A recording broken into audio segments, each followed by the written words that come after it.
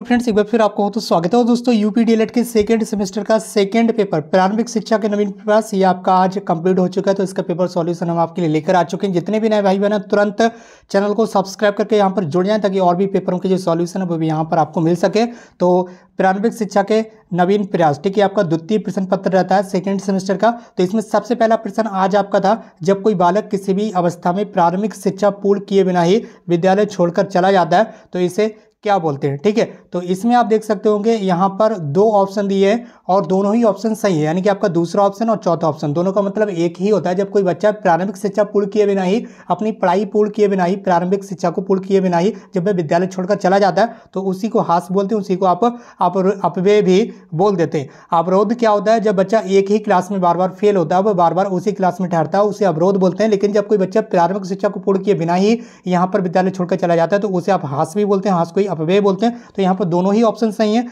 आपने चाहे दूसरा ऑप्शन लगाया हो चाहे चौथा ऑप्शन लगाया हो, दोनों ही ऑप्शन आपके राइट होंगे। ठीक है, यहाँ पर आंसर ही इसके स्टेप से दिए हुए हैं तो इसमें कोई कुछ कर नहीं सकता। ठीक है, जिन स्टूडेंट्स ने पढ़ा होगा ठीक से वो आसानी से समझ गए होंगे। बाकी अगला प्रश्न है आपका, राष्ट्रीय शैक्षिक अनुसंधान एवं प्रशिक्षण परिषद का मुख्यालय कहाँ है? ठीक है, राष्ट्रीय शैक्षिक अनुसंधान एवं प्रशिक्षण परिषद, यानी कि यहाँ पर आपसे पूछा जा रहा है NCERT। ठीक है, NCERT का मुख्यालय पूछा जा रहा है। तो ये आपका कहाँ पर है? ये आपका न्यू दिल्ली में। ठीक है, ये आपको ध्यान रखना है। इसकी स्थापना भी मैंने आपको बताई थी 1961 में हुई थी, ये चीज़ भी यहाँ पर आपको बताई थी।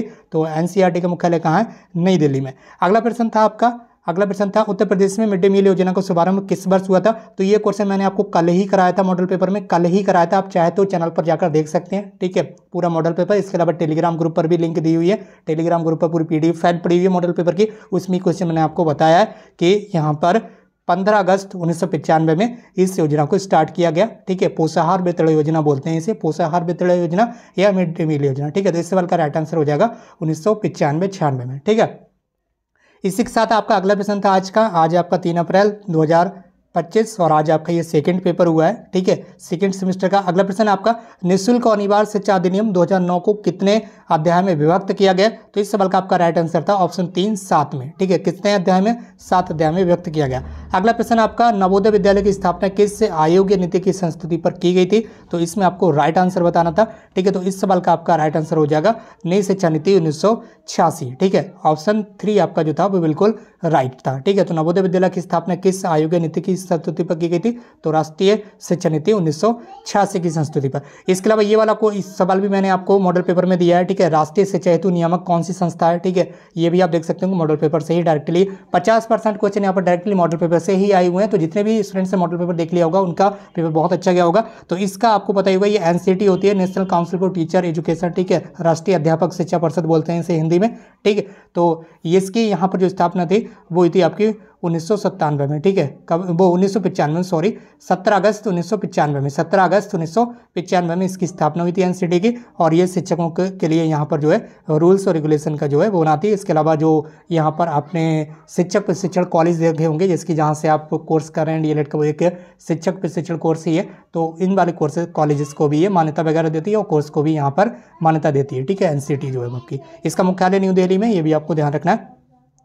अगला प्रश्न आपका, शिक्षा को किस सूची में रखा गया? तो ये नाम आपको पहले भी बताया था, शिक्षा को इस समय समवर्ती सूची में रखा गया। आपको बताएगा 1976 में जब 42वां संविधान संशोधन किया गया तो इससे समवर्ती सूची में डाल दिया गया। पहले ये जो शिक्षा थी ये राज्य सूची के विषय हुआ करती थी, लेकिन 1976 में इसे समवर्ती सूची में रखा गया। तो इसका ऑप्शन राइट हो जाएगा ऑप्शन 2 समवर्ती सूची। ठीक है, ये वाला प्रश्न भी मैंने आपको मॉडल पेपर में कराया। जिन भाई बहनों में मॉडल पेपर देखा होगा निश्चित रूप से वे आसानी से पेपर को सॉल्व करके आए होंगे। इस सवाल को थोड़ा सा घुमा कर दिया लेकिन बोल वही रहा है। ठीक है, बात वही बोल रहा है। ये बस अगर आपने पढ़ा होगा तो आप आसानी से कर सकते हैं। सरकार को समाज के उच्च वर्ग में शिक्षा का प्रसार करना चाहिए जिसके पास अध्ययन के लिए अवकाश है और जिनकी संस्कृति जनता में छनकर पहुंचती है। ठीक है, ये कथन किस सिद्धांत की पुष्टि करता है? तो ये कहना था किसका? मैकाले का। ठीक है, ये किसका कहना था? ये मैकाले का कहना था। ठीक है, लॉर्ड मैकाले का। और ये जो इन्होंने सिद्धांत दिया था वो दिया था छनाई का सिद्धांत। ठीक है, यहाँ पर आप देख सकते होंगे, यहाँ पर बताया गया, यहाँ पर आप देख सकते होंगे निस्यंदन का सिद्धांत भी इसी को बोल देते हैं। ठीक है। तो या तो छनाई का सिद्धांत बोलते हैं, यहाँ पर आप देख सकते होंगे एक वर्ड यहाँ पर यूज हुआ है छनकर, ठीक है। तो इसी को बोलते हैं आपका छनाई का सिद्धांत या फिर निस्यंदन का सिद्धांत, ठीक है। तो इस सवाल का राइट आंसर हो जाएगा आपका ऑप्शन ए। अगला प्रश्न है प्रश्न संख्या 9, राष्ट्रीय शिक्षा आयोग 1964-66 को अन्य किस नाम से जाना जाता है? तो वो जाना जाता है आपका वो कोठारी आयोग को। कई बार मैंने क्वेश्चन ये कराया भी है, प्रीवियस ईयर क्वेश्चन पेपर में मैं ये क्वेश्चन करा चुका हूँ, क्योंकि ये PYQ का ही क्वेश्चन है। प्रीवियस ईयर क्वेश्चन में ये पेपर आ चुका है प्रीवियस ईयर में ऑलरेडी। और इसके जो अध्यक्ष थे वो आपको बताया होगा दौलत सिंह कोठारी, जिससे शॉर्ट में बोलते हैं दौलत सिंह, ठीक है। शॉर्ट में बोलते हैं आपका DS कोठारी, वो इसके अध्यक्ष थे। और 1964-66 में इस आयोग की स्थापना की गई थी, कोठारी आयोग के नाम से भी इसे जानते हैं। 1964-66 वाला जो आयोग था इसे कोठारी आयोग के नाम से जानते हैं। इसके जो अध्यक्ष थे वो DS कोठारी थे। तो ये जो जितने भी क्वेश्चन आ रहे हैं पेपर में, ये इंपॉर्टेंट क्वेश्चन होते हैं, ये बार बार प्रश्न कई बार रिपीट हो जाते हैं, ठीक है। कम से कम 50% प्रश्न जो है 40 से 50% प्रश्न बार बार रिपीट होते हैं परीक्षा में। तो इन्हें आप लगातार हमेशा देखते रहें, ठीक है। चाहे भले से आप 1 साल बाद इस वीडियो को देख रहे हो, 2 साल बाद इस वीडियो को देख रहे हो, तो अच्छे से देख लें, क्योंकि प्रश्न लगातार रिपीट होते हैं परीक्षा में, ठीक। तो इस सवाल का राइट आंसर हो जाएगा आपका प्रश्न संख्या 9 का राइट आंसर होगा कोठारी आयोग। अगला प्रश्न आपका प्रश्न संख्या 10, कस्तूरबा गांधी बालिका विद्यालय योजना का क्षेत्र है। लेकिन उससे पहले मैं आपको बता दूं, यहाँ पर कई बार प्रश्न ये पूछा जाता है कि किस लेवल पर, किस स्तर पर जो है वो कस्तूरबा गांधी बालिका विद्यालय योजना जो स्थापित किए गए स्कूल, जो कस्तूरबा गांधी बालिका विद्यालय जो स्कूल है, ये किस स्तर पर खोले जाते हैं? तो वो पहले भी मैं आपको बता चुका हूँ, वो आपके खोले जाते हैं भैया ब्लॉक लेवल पर। किस स्तर पर? ब्लॉक लेवल पर, ठीक है। कैसे? ब्लॉक स्तर पर इनकी स्थापना की जाती है। और यहाँ पर पूछा जा रहा है कि विद्यालय योजना का क्षेत्र कैसा है, तो इसका ग्रामीण क्षेत्र रहता है, ये यहाँ पर आपको ध्यान रखना है, ठीक है। ब्लॉक आपके गांव में ही होते हैं, ब्लॉक जब होंगे कहाँ पर होंगे? ग्रामीण क्षेत्र में ही होते हैं, ठीक है। तो इस सवाल का राइट आंसर हो जाएगा आपका ऑप्शन 1 ग्रामीण, ठीक है। इसी के साथ अगले प्रश्न को हम यहाँ पर बढ़ रहे हैं, और अगला प्रश्न आपका आ चुका है, प्रश्न संख्या 11 आपके सामने स्क्रीन पर है। संपूर्ण साक्षरता अभियान का प्रेरक वाक्य क्या है? तो इसका राइट आंसर हो जाएगा एक पढ़ाए एक, ठीक है। एक पढ़ाए एक। और सर्व शिक्षा अभियान, एक है आपका सर्व शिक्षा अभियान, ठीक है। कि कौन सा आपका सर्व शिक्षा अभियान, उसका प्रेरक वाक्य भी आपको ध्यान रखना है। उसका प्रेरक वाक्य है आपका सब पढ़ें सब बढ़ें, ठीक है। सब पढ़ें सब बढ़ें, ठीक है। सब पढ़ें सब बढ़ें, उसका प्रेरक वाक्य सब पढ़ें सब बढ़ें।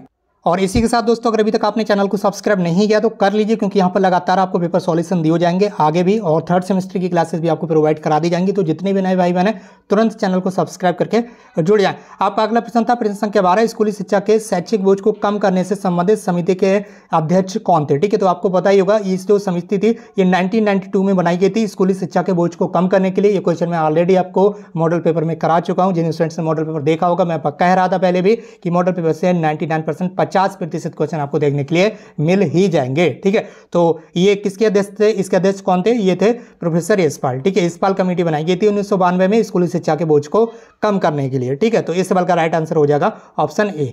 अगला प्रश्न था आपका, लॉर्ड काजन ने शिमला शिक्षा सम्मेलन का आयोजन कब किया गया था? ये यहाँ पर आपको बताना है, ठीक है। तो लॉर्ड काजन ने शिमला शिक्षा सम्मेलन का आयोजन कब किया था? कब किया था? तो ये किया था इन्होंने सन 1901 में, ठीक है। सन 1901 में, यानी कि इस सवाल का राइट आंसर हो जाएगा ऑप्शन ए। अगला प्रश्न है आपका क्वेश्चन संख्या 14, राष्ट्रीय शिक्षा नीति 1986 की समीक्षा के लिए श्री राममूर्ति की अध्यक्षता में कमेटी का जो गठन था वो कब किया गया था? ये यहाँ पर आपको बताना। तो इनकी अध्यक्षता में जो कमेटी का गठन किया गया था वो किया गया था सन 1990 में, ठीक है। तो इस सवाल का आपका राइट आंसर हो जाएगा 1990। प्रश्न संख्या 14 का राइट आंसर होगा सन 1990। इसके अलावा जो अंतिम प्रश्न है ऑब्जेक्टिव क्वेश्चन का, ये थे बाल अधिकार प्रस्ताव पारित किया गया। बाल अधिकार का जो प्रस्ताव वो किसके द्वारा पारित किया गया था? तो ये क्या था? संयुक्त राष्ट्र संघ के द्वारा, ठीक है। तो ये इस तरह से टोटल 15 क्वेश्चन आपके ऑब्जेक्टिव वाले हो गए। बाकी ये वाले क्वेश्चन भी बहुत ही ज़्यादा इजी थे, सारे क्वेश्चन मैंने ज़्यादातर इसमें से कराई थे, दिए थे आपको मॉडल पेपर में। बाकी इस चैनल को सब्सक्राइब करके जुड़ जाइए। अगले प्रश्न पत्र जैसे ही आपका होगा आपको तुरंत मॉडल उसका भी जो पेपर सॉल्यूशन है वो मिल जाएगा। बाकी आप हमारे साथ इस तरह से बने रहें। और दोस्तों आज की इस वीडियो को समाप्त करते हैं। हमसे जुड़ने के लिए बहुत धन्यवाद। Thank you so much for connect.